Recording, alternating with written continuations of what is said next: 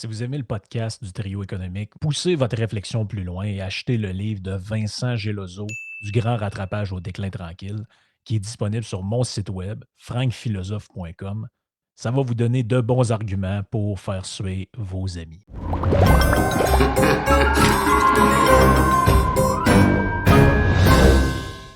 Donc, l'Halloween, c'est une fête qui remonte à plus de 2500 ans pour les gens qui le sauraient pas. Donc, on ne sait pas exactement. Il y a comme une espèce de chicane à savoir qu'est-ce que l'expression voulait dire. Il y en a qui disent qu'à la base, c'est une espèce de contraction d'une vieille expression anglaise. Donc, c'était All Hallow Eve. Donc, ça aurait pu se traduire par la veille de tous les saints en français. Donc, c'est pas ça vient entre autres du fait que l'Halloween, donc c'est toujours la veille de la Toussaint. Donc, la Toussaint, c'est une contraction de tous les saints. Donc, c'est une fête chrétienne, la fête de tous les saints. Donc, Sainte Jeanne d'Arc, Saint Matthieu, nommez-les tous, là. Et c'est une fête qui est relativement j'allais dire anglo-saxonne, c'est pas vraiment anglo-saxonne, c'est plutôt anglais au sens large, c'est-à-dire que c'est fêté en Irlande, au Royaume-Uni, au Canada, aux États-Unis et en Australie.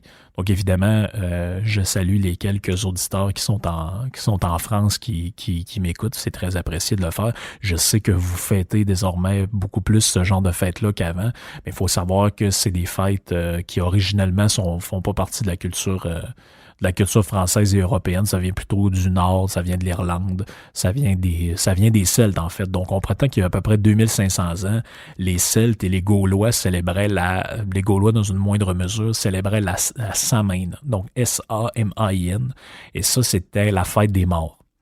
Et ça servait à fêter la nouvelle année. Donc, ça aussi, on pense que les gens qui s'intéressent à la racine des mots, on joue dans les racines. Donc, Sam voulait dire été, donc la première partie de Samhain, et le Hain vient de Fun, qui voulait dire fin. Donc, la fin de l'été. Donc, puis à l'époque, il faut savoir que pour les Celtes, il n'y avait que 2 saisons, l'hiver et l'été.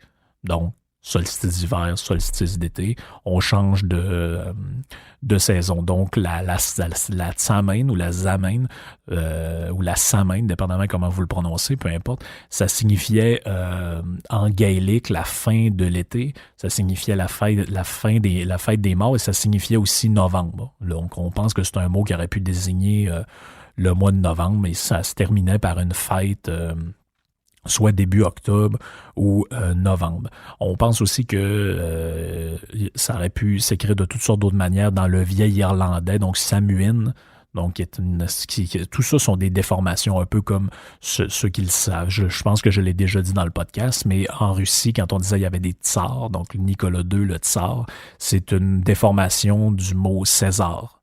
Parce que l'Empire romain a étendu sa culture à grandeur de l'Europe, donc en Russie, à un moment donné, il y avait des tsars. Donc, exactement comme les rois de France s'appellent Louis, Louis XIV, Louis XIII, etc., Louis XV, parce que le premier roi des Francs, Clovis, donc si vous écrivez ça sur une feuille, Clovis, et écrivez Louis en dessous, vous allez vous rendre compte que ça se ressemble au niveau de calligraphique. Donc, ça a été déformé, et Louis vient de Clovis, donc qui est le premier roi des Francs, si on se fie à la tradition. On ne sait même pas si Clovis a existé pour de vrai, mais Louis vient de Clovis. Ce qu'on sait par rapport à la Samhain, c'est que les Celtes vont s'adonner dans ce temps-là des espèces de sacrifices rituels, des gros repas où l'alcool coulait à flot. C'était plutôt à l'époque un genre d'hydromel, ce qu'on pense. Et les Celtes vivaient selon un genre de calendrier lunaire. Donc, la fête n'était pas à la même place à chaque année parce qu'il fallait attendre pour fêter la Samhain, donc l'ancêtre de l'Halloween, il fallait attendre la pleine lune la plus proche du début du mois de novembre. Donc, pas besoin de vous expliquer exactement comment fonctionnent les cycles lunaires, mais bon, la pleine lune n'est pas toujours à la même date à chaque année, dans chaque mois. Donc ça, c'est normal. Donc, c'était une célébration qui durait, on pense, chez les Gaéliques, 7 jours, et qui avait pour but dans le fond, d'essayer de créer, de se remémorer les défunts. Donc, les gens qui étaient morts, on disait qu'ils revenaient sur Terre, puis étaient visibles aux yeux des vivants. Donc, toute la thématique de l'Halloween, les morts vivants, la mort, le retour sur Terre, etc., les zombies, toutes ces affaires-là. Donc, ça vient de cette vieille fête-là des morts. Donc, quand ça passe quand est-ce que ça va passer dans la tradition plus officielle et plus commune? Bon, ben, il y a un premier step qui est fait en 837, donc en l'an 837. Donc, l'Halloween devient définitivement fixé. Bon, on va commencer à appeler ça l'Halloween. Donc, ça va être la veille de la fête de tous les saints, donc comme je l'ai dit, la Toussaint. Et le pape Grégoire IV, donc lui, il est vécu de 1800, ben, il a régné de 1827 de 827 à 844.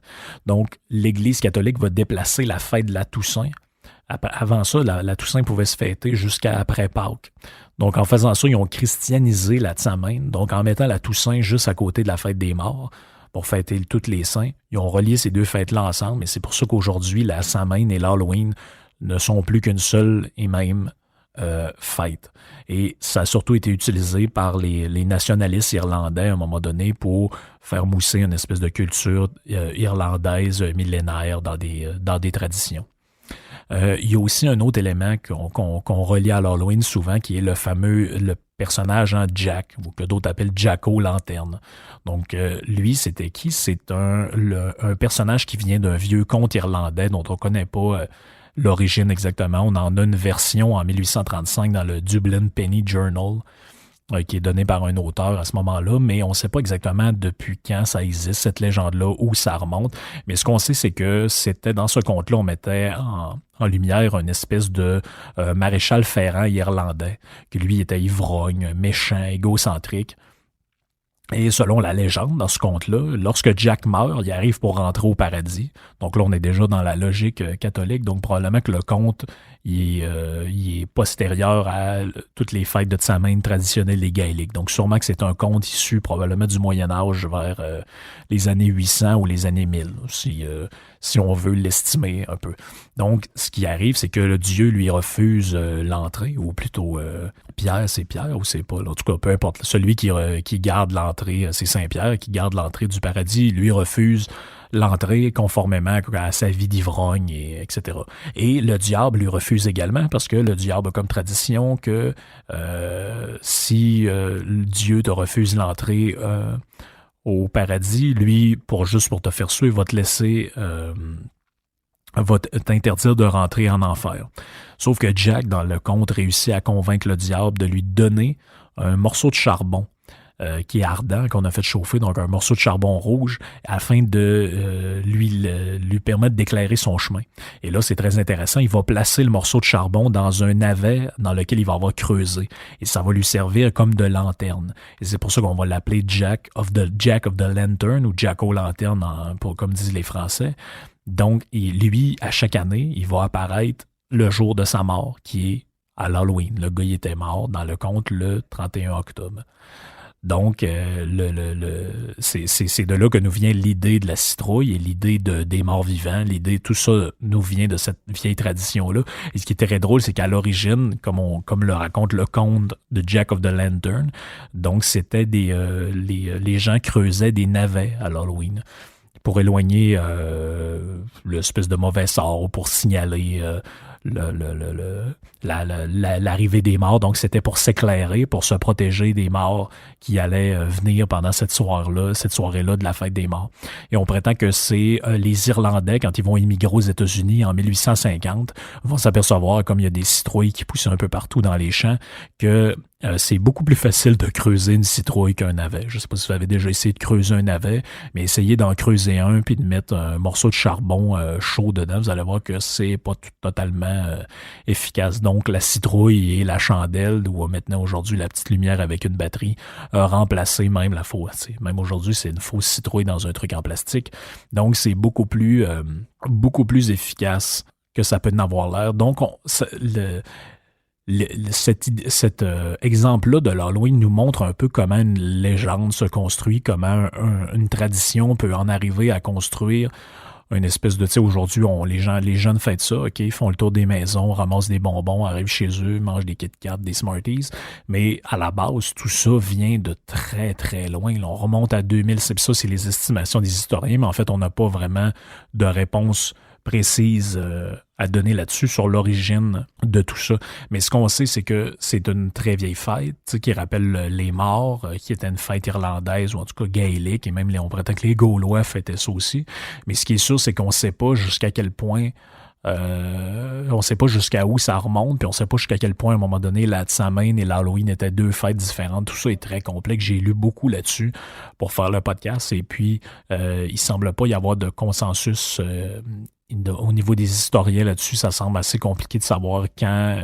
Mais ce qui est sûr, c'est qu'à un moment donné, l'Église catholique a tenté de christianiser cette espèce de fête païenne-là en la collant à la Toussaint. Donc la Toussaint qui était après Pâques. Maintenant, on prend ça, on colle ça ensemble pratiquement la même journée. Et puis ça a fait en sorte de christianiser, de normaliser une vieille fête païenne auquel les gens tenaient à l'époque. Parce que c'était ça le défi des premiers chrétiens qui christianisaient les païens, c'était de les christianiser tout en gardant une part de culture sans trop défaire justement la culture locale, qui faisait en sorte que les gens se sentaient complètement dépossédés de leur patrimoine puis de leur tradition. Ça m'amène à parler d'un sujet que j'avais envie de parler depuis assez longtemps et qui va rester un peu dans la thématique de l'horreur ou de la mort, des choses un peu sombres. C'est ce que j'appelle la légende de la Grande Noirceur. Donc ça, c'est pas moi qui ai inventé ça, c'est vous faites apprendre ça à l'école depuis toujours. Hein. Au Québec, il existait en pratiquement deux périodes. La période de la Révolution tranquille, donc ça, c'est là où les gens ont commencé à être éduqués, à lire, à compter, où tout est arrivé, puis le bonheur a été distribué aux démunis. Et avant ça, il y avait quoi? Ben, vu qu'il y avait une révolution, il y a eu la Grande Noirceur. Donc la Grande Noirceur, ça désigne quoi? Ça désigne grosso modo la deuxième ère Duplessis. Donc, Duplessis a régné dans les années 30 jusqu'avant la guerre, où il a été remplacé par Adélard Godbout, parce que lui était contre la conscription des Canadiens français pour la Deuxième Guerre mondiale. Donc, s'est retiré, les libéraux ont été élus, Adélard Godbout, de droit de vote aux femmes en 1944, etc. Il y a plein de choses qui ont été faites. 1945 ou fin 1944, Duplessis retourne au pouvoir. Ben là, va être installé jusqu'en 1959, au moment de sa mort. Et puis, les gens qui vont venir après, donc les baby boomers qui commencent à arriver après, qui s'emparent de l'appareil politique, ou en tout cas les restants de la génération tranquille qui sont encore là, s'emparent du pouvoir politique, ou commencent à faire partie de la société. Et là, c'est le mouvement hippie, c'est tout ça qui arrive. Et puis, on va qualifier cette époque-là de Grande Noirceur. Ce qui est un peu une espèce de calque cheap de la Révolution française, c'est-à-dire que via, comment il s'appelle? Michelet, je pense que c'est Jules, son nom, Jules Michelet, via certains historiens français, on a répandu la rumeur comme de qu'avant la Révolution française, la France n'existait pratiquement pas. Tu sais, c'était l'obscurantisme, les rois, l'inégalité, blablabla. Et puis la Révolution française est arrivée pour instaurer la paix et l'amour universel. Donc c'est pas du tout comme ça que ça s'est passé. Il y a eu le génocide des Vendéens, il y a eu la terreur, il y a eu plein de choses. Robespierre était une espèce de malade un peu sanguinaire monté à l'échafaud avec Saint-Just. Et donc, je referai pas l'histoire de France d'abord parce que j'en ai pas la capacité nécessairement, puis que c'est pas le sujet du jour. Mais bref, il faut savoir que la légende de la Grande Noirceur qui nous est inculquée depuis qu'on est jeune, c'est-à-dire que finalement, à cette époque-là, le Québec, c'était un peu un enfer. Et puis après ça, on nous a amené le paradis. Donc, si on fait une revue de l'actualité, je vous mettrai les références dans la description du podcast. Radio-Canada, donc, publie un article dans les derniers jours, parce que vous savez que Duplessis, ça fait 60 ans qu'il est mort. Donc, le 7 septembre 1959, il décède, donc ça a fait 60 ans au mois de septembre que le bonhomme meurt. Et puis là, on fait une revue des gens, les gens qui l'ont côtoyé à l'époque et qui ont laissé un témoignage. Ils donnent leur avis sur l'ancien premier ministre du Québec. Donc, Georges-Émile Lapalme, on apprend dans cet article-là de Radcan, lui, en 1977, voici ce qu'il disait sur Maurice Duplessis. J'ouvre les guillemets, je le cite. « Nous l'avons maudit parce que nous l'avons vu ruiner des libéraux uniquement, parce qu'ils étaient des libéraux. Mais je l'ai surtout méprisé pour ce que j'appellerais sa malhonnêteté intellectuelle. Ça dit dans l'article, Georges-Émile Lapalme le décrit comme un homme qui n'admettait aucune dissidence, même légale et autorisée. Ils ont dit là-dedans, Maurice Duplessis présentait des projets de loi alors que son cabinet ignorait jusqu'à leur existence même. Il interprétait aussi à sa guise les règlements parlementaires. Son intolérance était telle que pendant un long moment, Maurice Duplessis a même refusé d'adresser la parole dans la Chambre à des députés comme à Georges-Émile Lapalme. Donc Georges-Émile Lapalme, je l'ai pas précisé, mais précisons-le, c'était le chef du Parti libéral, donc le chef de l'opposition officielle pendant la gouvernance Duplessis. On dit qu'il enfermait les dissidents en prison pour aucune raison, pour des raisons fantoches. Ensuite, on a le témoignage de Fernand Dumont. Donc, c'est qui Fernand Dumont? C'est un sociologue québécois qui écrit sur toutes sortes d'affaires, surtout sur l'histoire du 20e siècle. Et lui, il dit, en tant qu'intellectuel, j'ai combattu Maurice Duplessis. Duplessis était le symbole de l'opposition à l'évolution du Québec. Donc ça, c'est vraiment les fondations de cette période-là, du regard qu'aujourd'hui on a sur cette période-là, qui n'était pas une période parfaite, là. Oui, c'était une espèce de période religieuse. Oui, il y avait une certaine forme d'opacité du pouvoir. Oui, il y avait des pratiques un peu étranges, comme il y en a eu avant et comme il y en a eu après. Donc c'est ça, c'est surtout ça l'affaire, là. C'est que Duplessis n'a pas inventé le péché, puis mon but, c'est pas de faire une réhabilitation de Duplessis. C'est un personnage historique qui a fait du bien, qui a fait du mal. Et mon but, c'est de montrer comment s'est construit cette légende-là, hein, comme les fêtes, dont on ne sait plus d'où ça vient. Il y a plusieurs patentes qui sont rajoutées à ça au fil du temps. Et puis à un moment donné, on finit par perdre le fil de la vérité dans tout ça. Un autre article du Devoir, hein, qui date, lui, d'une dizaine d'années. Voilà, on fêtait à ce moment-là les 50 ans du décès de Duplessis. Donc à chaque 10 ans, il y a un genre de retour là-dessus. Et là, on demande à Jacques Godbout, hein, qui lui, je crois, est un historien.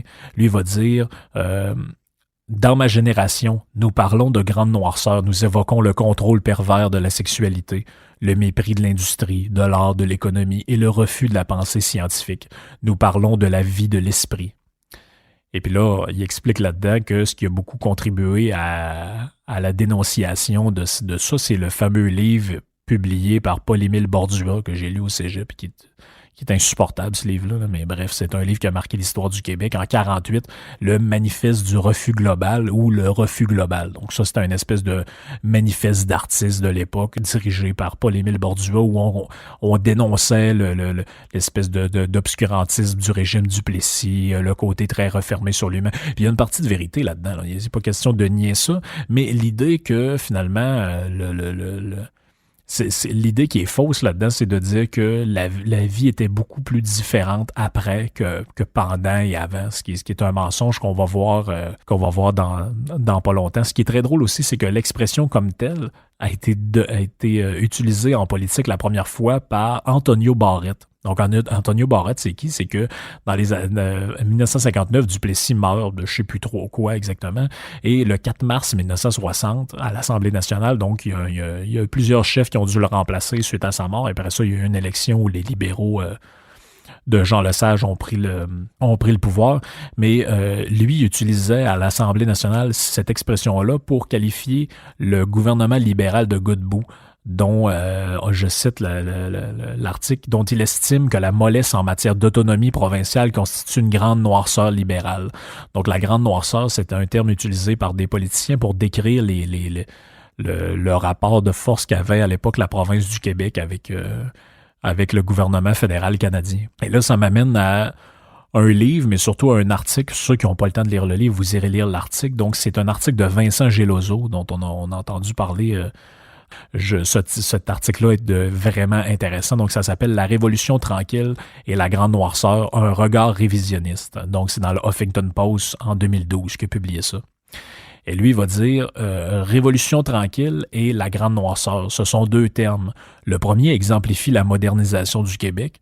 Le second est utilisé pour décrire une période de stagnation ou de retardation pendant le règne de Maurice Duplessis de son Union nationale. Donc, c'est tout ce qu'on parle depuis quelques minutes. Et lui, il va raconter, c'est ça qui est drôle, et lui, il était étudié à la London School of Economics, je crois. Et puis lui, il raconte qu'il voulait faire un travail là-dessus. C'est vraiment le climat économique du Québec sous l'ère Duplessis. Et puis là, il dit, dans l'article, il dit « J'ai cherché des livres parle de ça, puis j'ai été sidéré, là je le cite dans son texte, j'ai été sidéré de voir la pauvreté des livres d'histoire en termes de statistiques. Pourtant, ils sont si facilement disponibles dans les recensements, annuaires statistiques, enquêtes de journaux, etc. Et il dit, j'ai encore été plus frappé de remarquer que la Grande Noirceur n'avait rien d'une stagnation, mais plutôt d'une période de rattrapage rapide, alors après des décennies de déclin et d'industrialisation manquée. Donc, ce qui explique, c'est que le Québec était une province extrêmement pauvre, jusque dans les années 40. Et puis l'arrivée au pouvoir après la Deuxième Guerre mondiale de Duplessis marque le début d'un genre de rattrapage économique par rapport aux autres provinces, par rapport au reste du monde industrialisé. Il est dit, avant le deuxième mandat de Duplessis, donc avant 1945, les seuls indicateurs qui sont positifs pour le Québec, c'est l'espérance de vie et la mortalité infantile. Parce qu'on avait un système de santé géré par les religieuses qui était somme toute quand même pas si mal au niveau de tout ça, des normes d'hygiène quand même acceptables. Donc, les seuls deux indicateurs positifs, donc quand je dis positif, ça veut dire qu'ils se comparaient avec le reste du pays et le reste du monde industrialisé, c'était ces deux indicateurs-là. Et il va nous dire, en 1926, par exemple, dans les indicateurs moins positifs, le Québec avait un PIB par habitant équivalent à 94% de celui des Canadiens.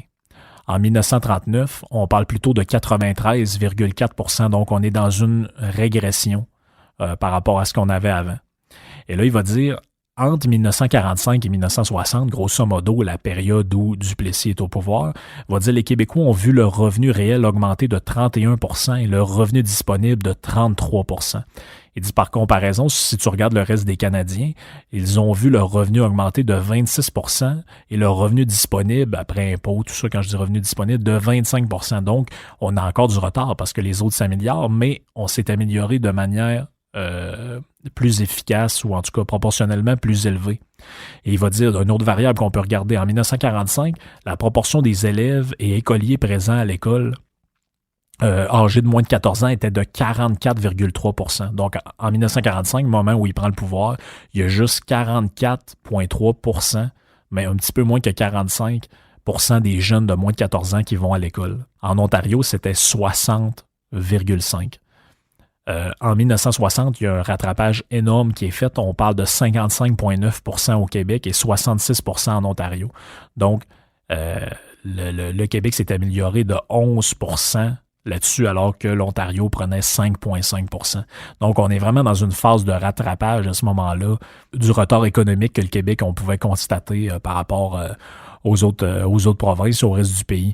Là, vous allez me dire, OK, ouais, économiquement peut-être, mais il y a aussi la partie sociale, la répression sexuelle, religieuse, etc. Ben, il en parle aussi de ça, Geloso, dans son livre, et aussi, je vous mettrai les références en description, mais aussi dans son article, il va dire, ben, au niveau des mœurs sociales, déjà à partir de 1948, et puis ça, c'est pas nécessairement contrôlé par le gouvernement, c'est plutôt une évolution de société qui se produit un peu partout en Occident dans ces années-là. Il va dire, en 1948, on estime qu'entre 30 et 50% des catholiques de la grande région de Montréal vont cesser d'aller à l'église. Donc déjà, sous l'ère Duplessis, qu'on dit qui est une place un peu bizarre, qui est une époque un peu bizarre du Québec, à la grande noirceur, là où il n'y avait rien, les gens avaient des dents pourries dans la bouche, etc. Puis là, il a fallu que les libéraux, Jean Lesage, nous amènent la lumière pour qu'on arrive à la civilisation civilisée. Ben bref, on se rend compte que c'est pas totalement vrai, là. Les choses avaient déjà énormément changé avant. Et il va dire là-dedans, par exemple, une autre variable, le nombre de naissances par 1000 habitants va diminuer grandement à partir de 1948. Et puis ça, vous pouvez le constater, là, les grosses familles, les très grosses familles, là, 13, 14, 15 enfants, en majorité, c'est des familles qui sont nées dans les années 30, là. Les années 20, 30, début des années 40.